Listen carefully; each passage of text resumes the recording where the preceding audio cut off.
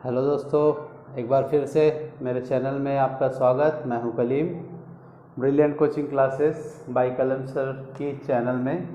आज हम नए चैप्टर की ओर चलेंगे। हमारा पुराना जो विद्युत आवेश एवं क्षेत्र इलेक्ट्रिक चार्ज एंड फील्ड जो कंप्लीट हो चुका है, हमने पिछला वीडियो तक ख़त्म कर दिया जिसमें मैंने न्यूमेरिकल भी बताया था आप लोगों को, और जो उस टॉपिक के छोटे छोटे जो बचे हुए टॉपिक्स थे मैंने उसको भी बताया था। आज हम चलेंगे इलेक्ट्रिक पोटेंशियल की तरफ, विद्युत विभव की तरफ। ये नया चैप्टर है, न्यू चैप्टर है।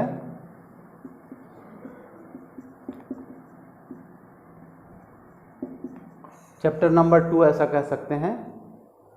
सबसे पहले मैं एक विद्युत विभव की परिभाषा दूंगा आपको।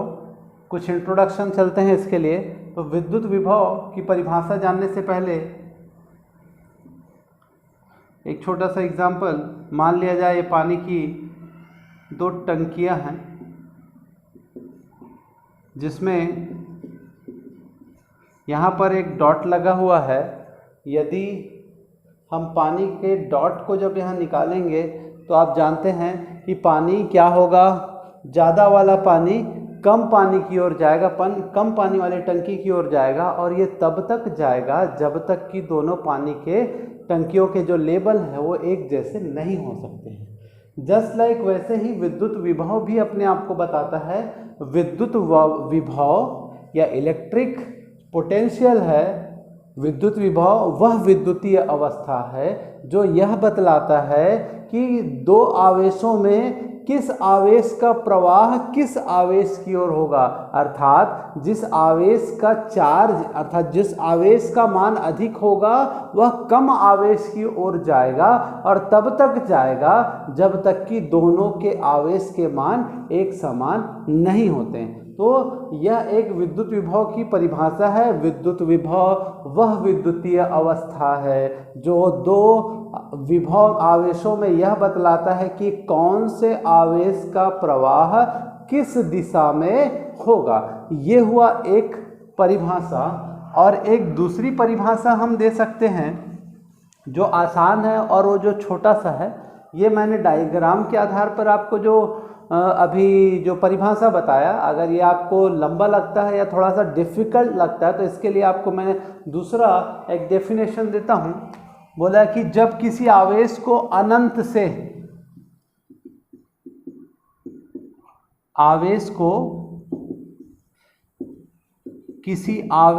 अनंत से विद्युत क्षेत्र तक लाने में किया गया कार्य को ही विद्युत विभव कहते हैं। जैसे विद्युत विभव इलेक्ट्रिक पोटेंशियल किसी एकांक आवेश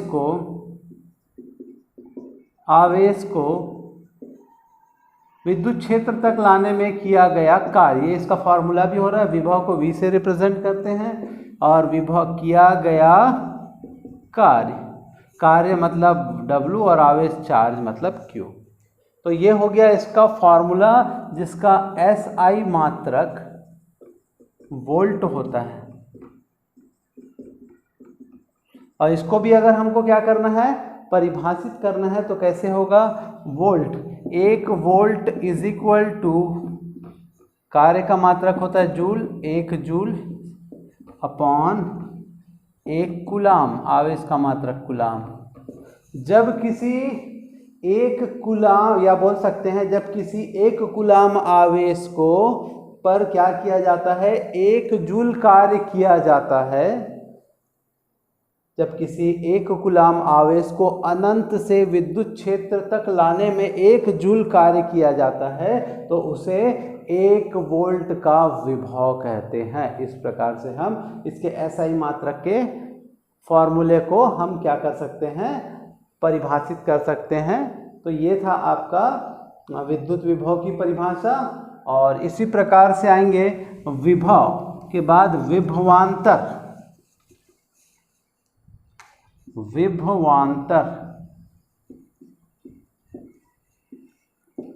विभवांतर क्या होता है? यह भी होता है विद्युत क्षेत्र में किसी 2 बिंदुओं में आवेश को एक स्थान से दूसरे स्थान तक ले जाने में किया गया कार्य। मान लिया जाए ये VA है, ये VB है, तो हम VB माइनस VA अर्थात यहाँ से वहाँ कार्य हो रहा है।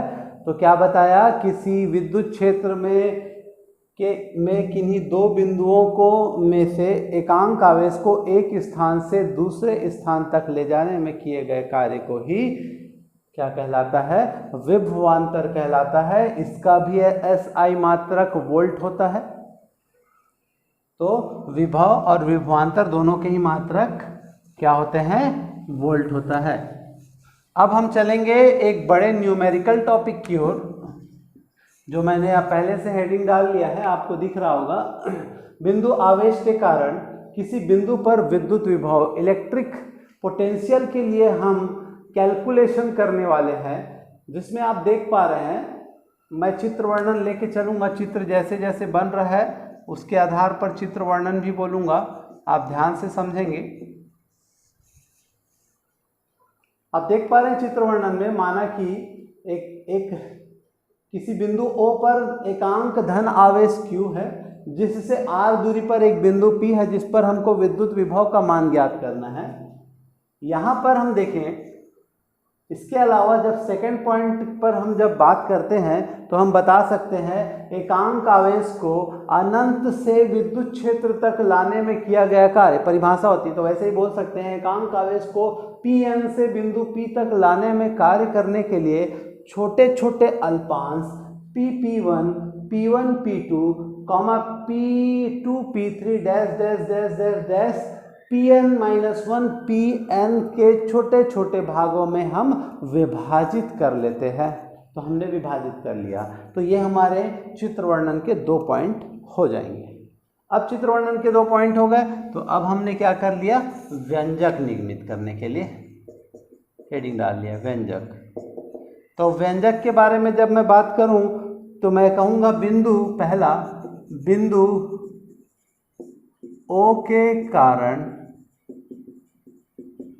बिंदु P पर विद्युत क्षेत्र की तीव्रता का फॉर्मूला आपको पिछले चैप्टर का याद होगा, E = 1/4 pi epsilon not Q upon R square. तो 1/4 pi epsilon not Q upon R square, जहाँ K बराबर 1 ले लिया था हमने, क्योंकि यहाँ पर परावैद्युतांक का माध्यम होता था, पिछले चैप्टर में हमने पढ़ा था, इसलिए K = हमने 1 कर दिया है, वायु या परावैद्युतांक का माध्यम था। दूसरा, अब यह इसी प्रकार से हमने कह दिया बिंदु O के कारण बिंदु P1 पर, चित्र में देख पा रहे हैं आप, विद्युत क्षेत्र की तीव्रता = 1/4 pi epsilon not Q upon R1 का स्क्वायर, क्योंकि P1 से O की दूरी R1 है, इसलिए हमने इसको R1 लिया है। इसी प्रकार हम बोलेंगे तीसरा, P एवं P1 के मध्य की दूरी अत्यंत अल्प है, अतः इनका मध्य विद्युत क्षेत्र की तीव्रता इनके गुणोत्तर माध्य के बराबर होगा।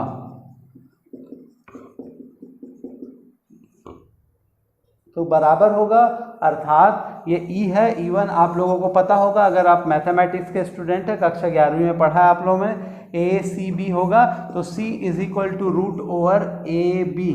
C अगर गुणोत्तर माध्य है तो हमने गुणोत्तर माध्य के, तो परिणामी तीव्रता तो क्या हो जाएगा, √E1।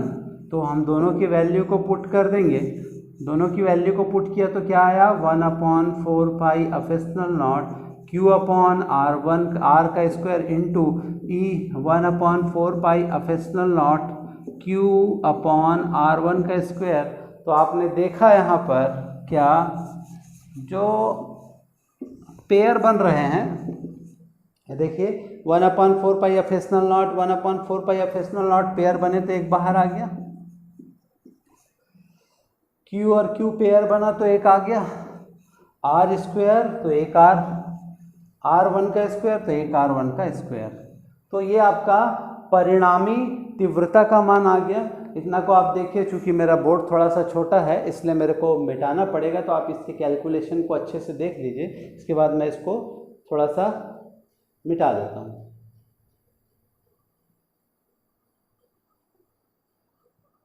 या आप इसको स्क्रीनशॉट भी कर सकते हैं जिससे आपको आसानी हो जाएगी।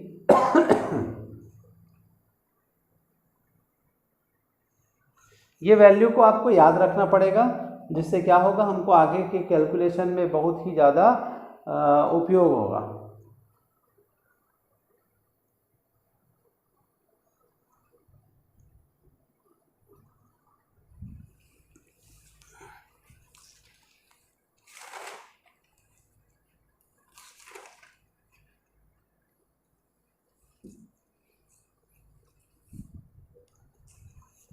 ठीक है दोस्तों, तो हम इसको मिटाते हैं।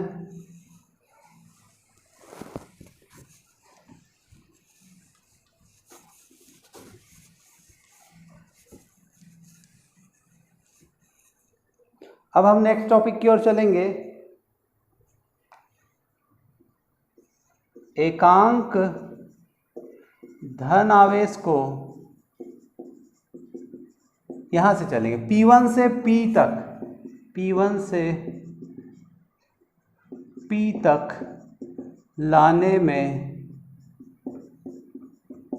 किया गया कार्य बराबर यहाँ पर बल, तो बल को हम तीव्रता कहेंगे, गुना दूरी। तो तीव्रता तो हमने निकाला है दोस्तों, याद होगा आपको। यहाँ पर याद रखना कहा था मैंने, 1/4π Q अपॉन R1 इंटू दूरी। दूरी कैसे नापेंगे, यहाँ से यहाँ तक की दूरी, O1 से P की दूरी, मतलब R1 माइनस O से P की दूरी, इतने की निकालना ना PP1 की। तो पूरे R1 में क्या घटाना पड़ेगा, R हो जाएगा R1 माइनस R। तो हमने इसको कैलकुलेशन किया, 1/R R1 को अंदर घुसाया, तो 1/4π Q तो रहेगा ही रहेगा। हमने क्या पाया, या Q को यहाँ लगा देते हैं। अब हमने देखा जब अंदर घुसाया तो R1 से R1 कटा तो बचा 1/R माइनस, फिर इसके बटे में R1 गया तो R से R कैंसिल हुआ तो 1/R1, ये आपका बचा।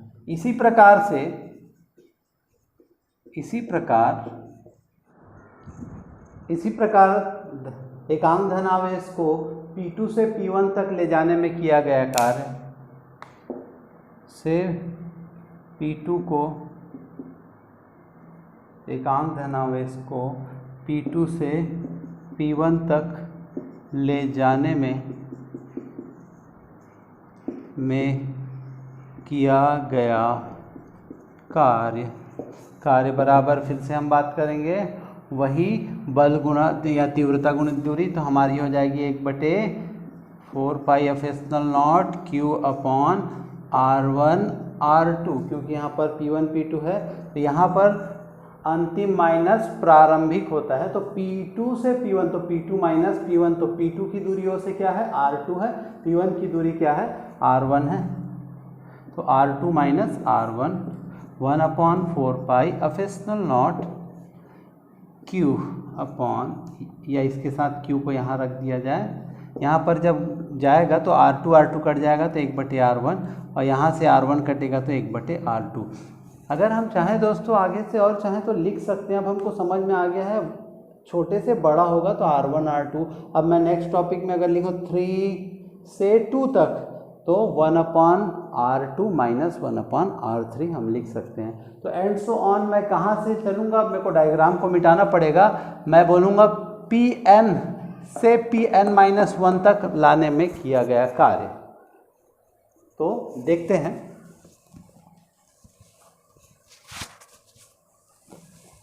आप डायग्राम को समझेंगे इसी प्रकार Pn से Pn-1 तक लाने में किया गया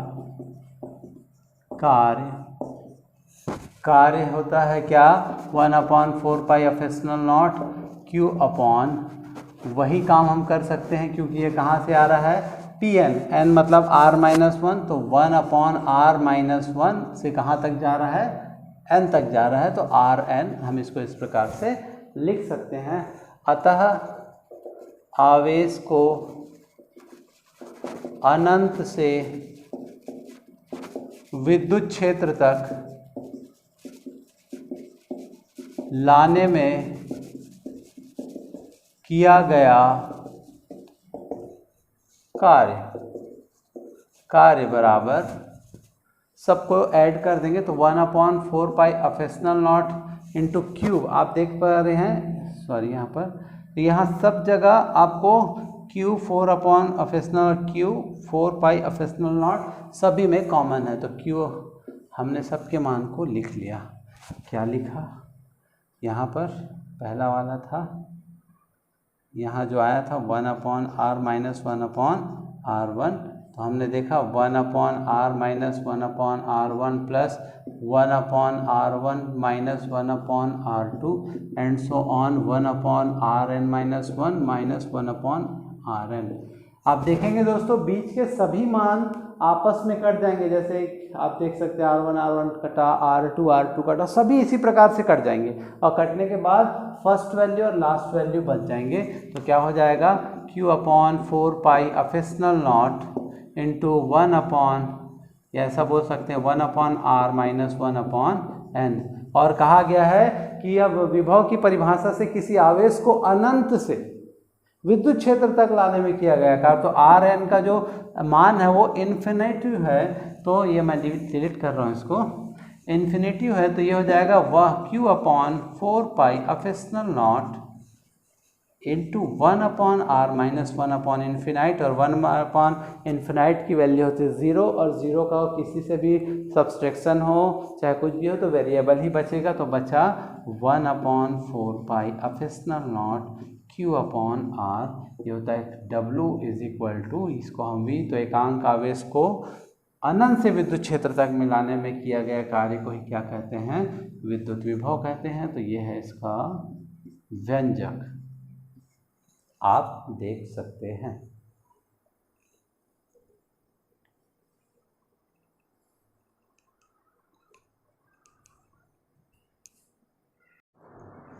तो हम नेक्स्ट टॉपिक की ओर चलते हैं, विद्युत द्विध्रुव के कारण बिंदु पर विभव।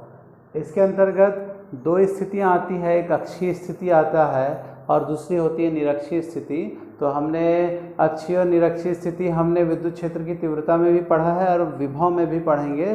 कैलकुलेशन सिमिलर होती है, बस वहाँ पर विद्युत क्षेत्र की तीव्रता होती है और यहाँ पर आपका विभव होता है। तो हम देखेंगे यहाँ पर ए बी, अब चित्र वर्णन बोल रहा हूँ मैं, ए बी एक विद्युत द्विध्रुव है जिसके ए पर धन q आवेश और बी बिंदु पर ऋण q आवेश है और इन दोनों के बीच की दूरी 12 है।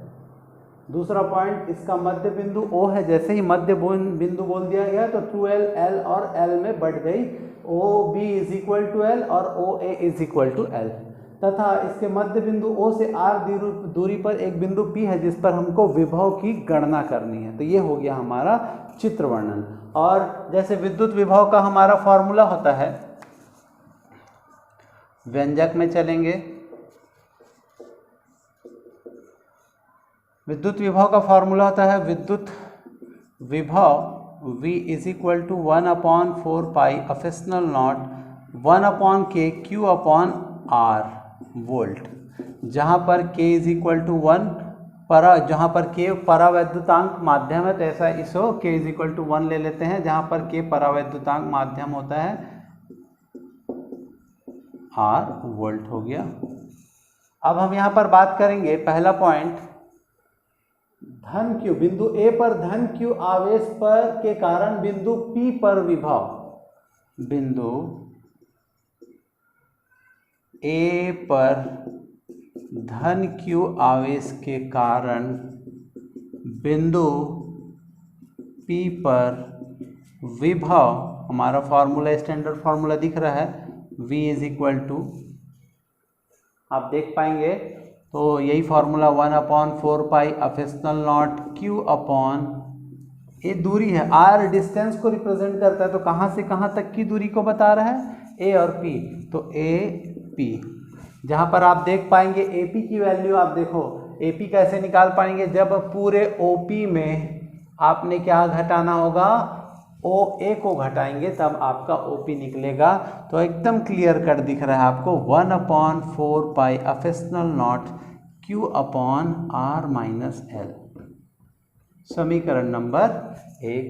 इसी प्रकार देख सकते हैं बिंदु B पर ऋण Q आवेश के कारण बिंदु P पर विभव V2 is equal to 1/4 pi epsilon naught minus Q upon BP, क्योंकि मैंने क्या कहा है, बिंदु B पर, B के कारण, मैंने पूरा नहीं लिखा था, सेम है करके, बिंदु P पर विभव, तो आप देख पा रहे हैं BP दिखा रहा है तो मैंने BP लिखा, तो BP का डिस्टेंस आप देख सकते हैं डायग्राम में, BO धन OP, तो BOL है और OP R है, तो R प्लस L हो जाएगा, इसका वैल्यू हो जाएगा V2 is equal to 1/4 pi epsilon naught, minus सामने लगा दिया ये वाला,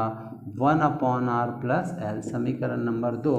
तो मैंने कहा इसका परिणामी विभव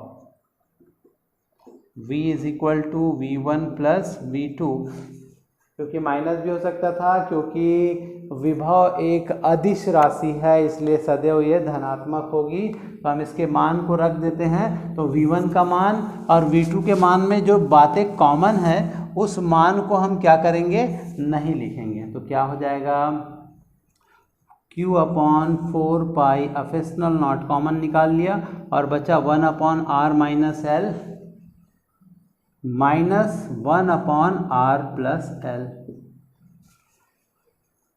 मेरे को ऊपर के डायग्राम और ये कुछ बातें मेरे को मिटानी पड़ेगी, जिसको मैं आगे से तो आगे प्रोसेस में ला सकूं, तो मैं इसको मिटा रहा हूं, आप देख लेंगे अच्छे से, या आप मेरे वीडियो का स्क्रीनशॉट ले लें जिससे आपको परेशानी नहीं होगी आपको समझने में। तो चलते हैं,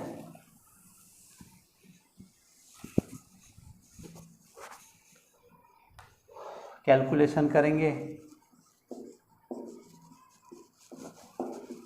R minus L, R plus L LCM आया, तिर्यक गुना कर देंगे, R प्लस L माइनस, चूँकि माइनस है तो अंदर जाएगा, minus R plus L minus R plus R cut गया, तो हो जाएगा L 2L और ऊपर में है cube upon 4 pi epsilon naught, और ये A माइनस बी और A प्लस बी के फॉर्म में दिख रहा है, तो A square minus B square हो गया, और चूंकि हम जानते हैं द्विध्रुव आघूर्ण के बारे में 2L cube is equal to होता है P, तो ये हो जाएगा P upon 4 pi epsilon naught into क्या हो जाएगा R स्क्वायर। चूँकि यदि हम कहा R का मान L की तुलना में बहुत बड़ा है, या बोलेंगे L R की तुलना में अत्यंत ही सूक्ष्म है, तो इस कंडीशन में L को नगण्य लिया जाएगा, तो हो जाएगा ये R स्क्वायर। तो ये हो गया आपका परिणामी विभव का फॉर्मूला अक्षीय स्थिति में।